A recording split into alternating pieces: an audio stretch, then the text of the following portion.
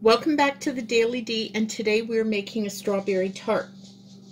There are certain aspects of this tart, the making of the pie crust and the making of the pastry cream we're using, that I'm not going to include in this video because they are in other videos. So I'll link those below. So you can use a prepared pie crust, or you can make your own. If you need to make your own, don't know how, I will link below how I make my own pie crust from scratch. And you'll put it in a loose bottom tin, tart tin, and those are the ones where the bottom pushes up away from the side so you can get it out of the pan. So I put this in a pie plate, and this will go in the freezer for 15 minutes. And during that time, you're going to preheat your oven to 425 degrees. So we will see you back in 15 minutes. Okay, so the pie has been in the freezer for 10 to 15 minutes. And what I'm doing now is I'm taking a fork and pressing it all the way through to the bottom. And you want to do this over the entire bottom as well as the sides. The reason why you need to do this is you want like air pocket, little tiny air things in here, so that when the pie is cooking in the oven, that air doesn't get up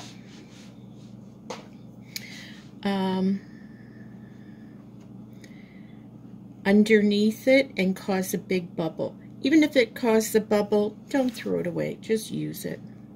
Go with it. I'm not much for wasting food, and sometimes you just get an air bubble no matter how much you try to prevent it. So I'm just going to go through here and do this. Now, your oven should be up to 425. Oops, and you're going to do this. And you're going to need either, you know, the little ceramic pastry, I don't even know what you call them, like baking balls, pastry balls. I have them. I got them online. If I can find, oops.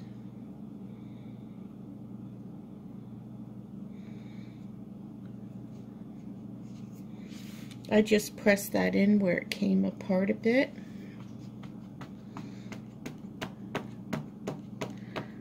Okay, so there's holes everywhere. And then what you're going to do is you're going to put a double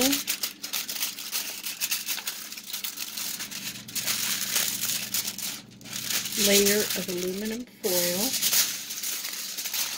in.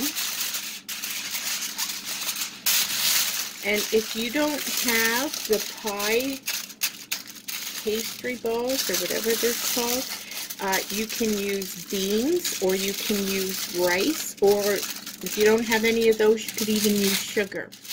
Now, if you use beans or rice, they're no good after. You can't cook with them after.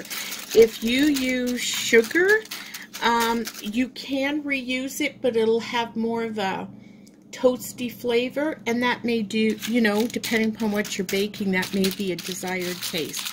So you just want to make sure it's full. Now I'm going to go over to the oven. I'm going to put this in the oven, but I'm going to turn the temperature down from 425 to 400. So it'll gradually go down to the 400 when it's in there. And then I'm going to tell you how long I end up putting it in. I don't usually, not used to doing videos and doing the times, but what I'm going to do is I'm going to pull this back right here and look to see if it's getting a little bit golden brown, and if the crust has lost its shine, like it doesn't look raw. It doesn't have to be golden brown or anything on the bottom, just so it doesn't have that raw look. And this is just starting to turn golden brown. And then I'm going to remove it from the oven, but I am not going to turn my oven off from 400. I'm going to keep it there. I'm going to remove it. And we'll see you then. I'll tell you how long it was in. Okay, so this pie, the crust has started to turn golden brown. So what you're going to do is you're going to gently lift the beads out of it. Now, if you have little issues here and there, like mine does, don't worry about it. It'll all be fixed. So what you're going to do now is put this back into the oven until the entire pie crust is golden brown, including the bottom. Okay. Oh, I had this in for about 17 to 18 minutes in my oven. So check between maybe 10 to 20 minutes, depending upon your oven. So this is going to go back in at 400 until it's done, and that should take about another 10 or 15 minutes. Okay, so the pie's out of the oven. I kept it in about 14 minutes. I probably would have kept it in a minute or two less, but I got distracted. I'm making other things right now. So this is out of the oven. This is done. It's pulled away from the sides and everything. That's fine. The next thing we're going to do is take some chocolate chips. It's about half a bag. I'm not sure how much I'll need. And you're going to microwave this every 30 seconds until it's nice and smooth. You can use milk chocolate, dark chocolate, semi-sweet, white chocolate chips, whatever you prefer. I just had half a bag or so lying around that I hadn't used, so this is what I'm going to use, and we'll be back in a minute. Okay, so my chocolate is melted, and what I'm going to do now is, using a pastry brush, I'm going to put it all over the bottom and the sides of the pastry. Now, not only does this, you know, add to the flavor of the strawberry pie, it has another purpose. And that purpose is when this is dry, it will form a barrier between the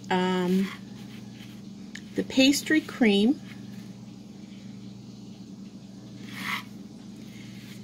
and the pie crust, and it prevents the pie crust from getting soggy.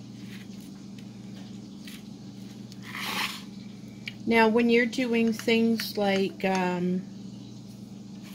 pumpkin pies and that, where you at least partially bake a pie for whatever reason, and then you're going to have like a really soft filling inside that you're baking, you can't do chocolate, but you can do something like an egg wash, which is like 1 egg and 1 tablespoon of water whisked together, and put that in, and then put it back in the oven just until it dries, which is usually just 2 to 3 minutes. So I'm just, this doesn't have to be a thick layer, but I'm just, rather than waste this chocolate, I'm going to use it up. You don't have to, though. As long as it's covered, it's sufficient. It doesn't have to be a thick layer. Now, as you can see, any of the faults in the pastry are now gone, and this chocolate layer is going to hold, even if you have little cracks or anything, the chocolate layer is going to hold it together. So at this point, what I usually do is I'll just pop this in the freezer until the chocolate solidifies. So that might be about 15 minutes, and we'll see you back then. Okay, so the chocolate is solidified, and I have some pastry cream here. Always keep pastry cream, the saran wrap, right on top of it so it doesn't form a skin rather than over the bowl. And you are just going to take your pastry cream and fill the center. You don't want it overflowing because you still want to put strawberries in there.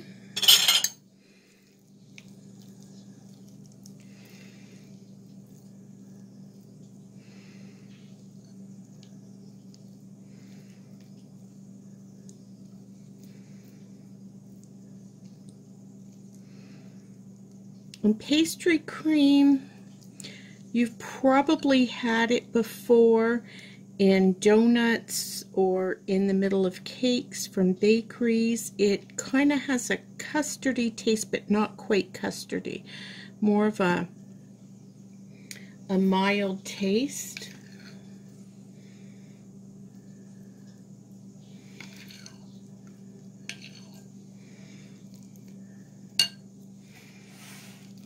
So you want to make sure it gets right up to the edge.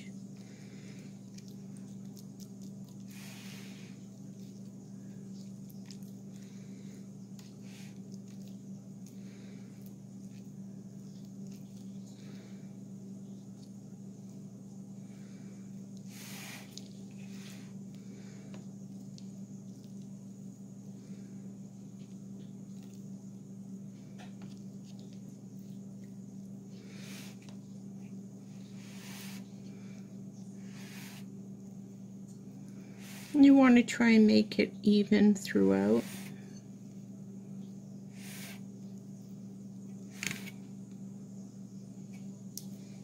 Put a little bit more in there.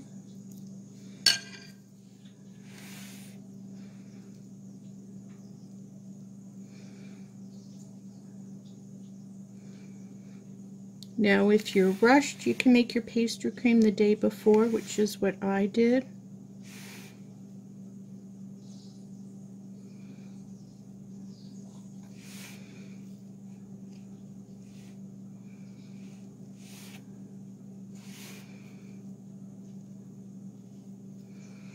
Okay, so that's about good enough. Doesn't have to be perfect.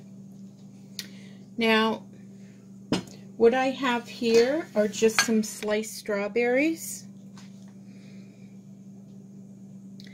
And you can get all fancy with them. You can put these in whichever way you want to. And you're just going to go around and do the entire top. And I'm going to do that. That's going to take me a few minutes. I'm going to do that now and we'll get back to you. Okay, as you can see, we've left our tart is done. What I do though is I then glaze it. You don't have to, I do. And I just get this MPK Foods glaze. This is for fresh strawberries. They have them for peaches and everything else like that. And if you're looking for this in your grocery store, I usually find it in the produce aisle by the fruit. They'll usually have a stand or something like that up there. Now this gives you directions on how to do an entire pie.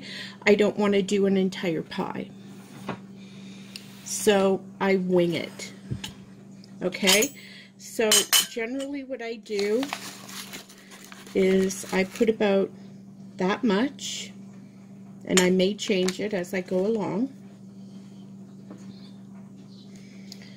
I put in a couple tablespoons of sugar, and then I pour in some hot water. Hang on, let me mix this up a bit. It doesn't have to be boiling. Hot tap water is okay. Oops. And